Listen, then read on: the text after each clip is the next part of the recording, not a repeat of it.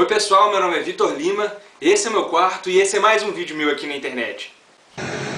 Bom galera, hoje a gente vai falar rapidamente sobre a experiência de Hawthorne.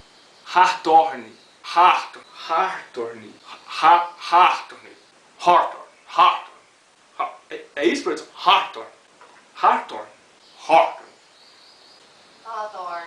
Hawthorne. Bom galera, hoje a gente vai falar rapidamente sobre a experiência de Hawthorne, que foi extremamente essencial para desenvolver o fator humano nas organizações e é uma das principais vertentes na criação da teoria da relação humana na administração moderna. Em 1927, em Chicago, nos Estados Unidos, na fábrica de Hawthorne, acho que eu falei certo agora, Hawthorne, da Western Electric Company, foi dada uma experiência coordenada por esse cara aqui, o psicopatologista e sociólogo Welton Mayo. A experiência tinha por finalidade avaliar a correlação entre iluminação e eficiência dos funcionários e os efeitos das condições de trabalho sobre o funcionário. E posteriormente essa pesquisa se estendeu para estudar fadiga dos funcionários, acidentes no trabalho, rotatividade de pessoal. Essa experiência foi dividida em 4 partes. Vamos analisar a primeira. Nessa primeira fase eles queriam analisar o efeito da iluminação com o rendimento dos funcionários. Bem, para realizar essa pesquisa foi mais ou menos assim. Foram escolhidos 2 grupos. Esses 2 grupos tinham características idênticas. Porém, o primeiro grupo ele trabalhava sobre formas variadas de intensidade de iluminação, enquanto o segundo grupo trabalhava de forma constante com iluminação constante. Grupo com intensidade de luz variável e grupo com intensidade de luz constante. Eles compararam os 2 grupos. A conclusão dessa primeira fase é que não tinha correlação direta das variáveis introduzidas nessa experiência. Porém, eles descobriram que havia uma variável diferente, que eles não tinham prestado atenção ainda. E essa nova variável que os pesquisadores descobriram era o fator psicológico. Os funcionários achavam que deviam produzir mais quando a intensidade da luz aumentava ou diminuía. Foi comprovado então que o fator psicológico influencia no fator fisiológico dos funcionários. Ou seja, a eficiência dos funcionários é afetada pela condição psicológica deles. Bem, agora a gente vai para a segunda fase da experiência. Essa segunda fase ocorreu em 1927. Ela foi mais ou menos do mesmo parâmetro da segunda. O primeiro grupo, que foi um grupo experimental, com 5 moças montando relés e uma sexta moça fornecendo as peças para essas 5 moças, e esse grupo ficava sujeito a mudanças de condições de trabalho a qualquer momento. E paralelo ao grupo experimental, foi criado o grupo de controle, que ficava também numa sala separada, porém eles trabalhavam sobre condições constantes. Nos 2 grupos, o ambiente de trabalho era igual, ou seja, os equipamentos que eles usavam eram iguais. Além de tudo, eles tinham também um supervisor para controlar e um observador, que permanecia na sala e tentava assegurar o espírito de cooperação entre os funcionários. Nessa segunda fase, nós tivemos 12 períodos distintos. Bom, durante esse período aí, os pesquisadores começaram a fazer diversas alterações nas condições de trabalho. Primeiro, mudaram a forma de pagamento dos salários. No grupo de controle, o pagamento era feito por tarefa em grupo, enquanto no grupo experimental o pagamento era por esforço individual. Tivemos um aumento de produção. Depois eles introduziram intervalos de 5 minutos, de manhã e de tarde. Aumento de produção. Posteriormente, esses 5 minutos de intervalo viraram 10. Então eles teriam 10 minutos de intervalo de manhã e de tarde. Novo aumento de produção. Depois eles modificaram de novo a condição de trabalho dos operários. Eles colocaram agora 3 intervalos de 5 minutos, de manhã e de tarde. Só que não funcionou muito bem não. Tiveram muitas reclamações, os funcionários achavam que muitos intervalos quebravam o ritmo de produção. Nesse caso, a produção se manteve. Bem, depois disso eles voltaram para os 10 minutos que eles haviam colocado antes, que era 10 minutos de manhã e 10 minutos à tarde. Junto com esses 10 minutos eles começaram a oferecer um lanchinho. Tiveram de novo um aumento de produção. Quem não gosta de um lanchinho, né, produção?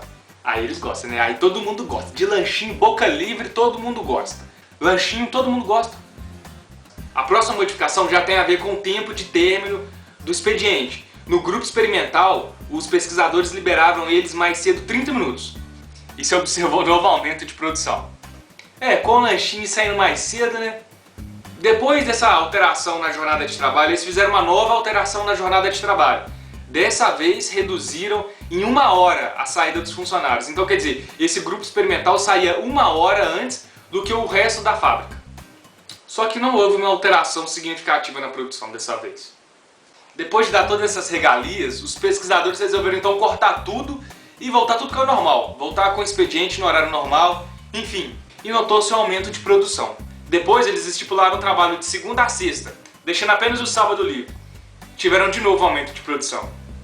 E por último, os pesquisadores então cortaram todos os benefícios até então que eles tinham colocado sobre o grupo experimental.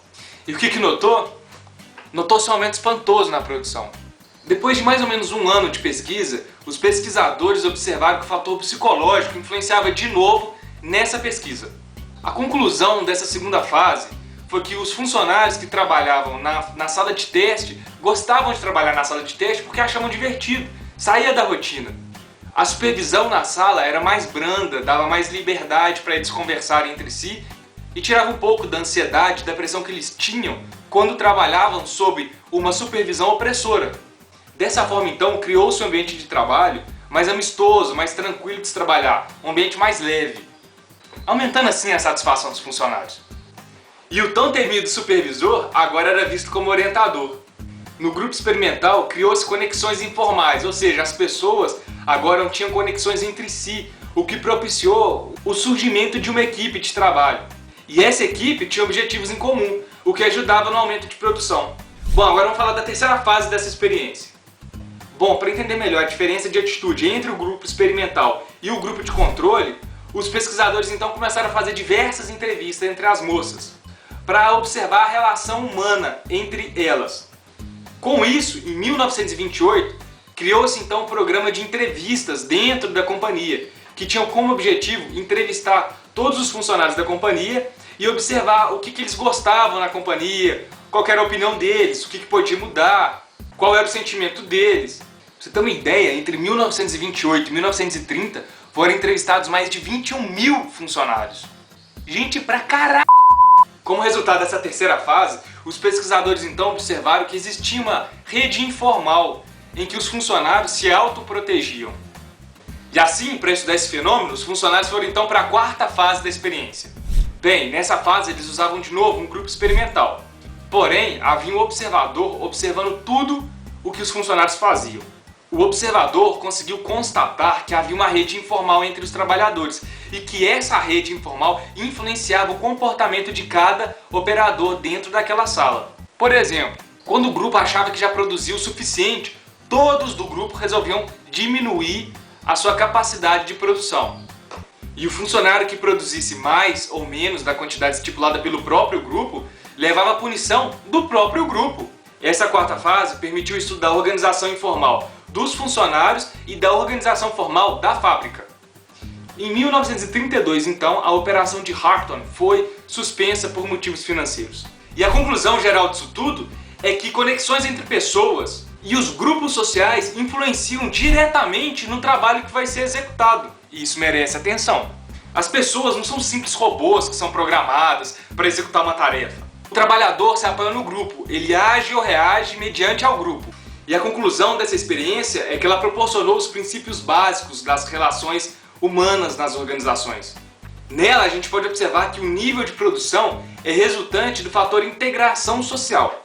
E com isso notou-se que precisava se estudar mais as atitudes e comportamentos das pessoas nas organizações, a fim de entender os grupos informais que esses trabalhadores pertencem para tentar melhorar as condições deles e também aumentar a produção para a empresa.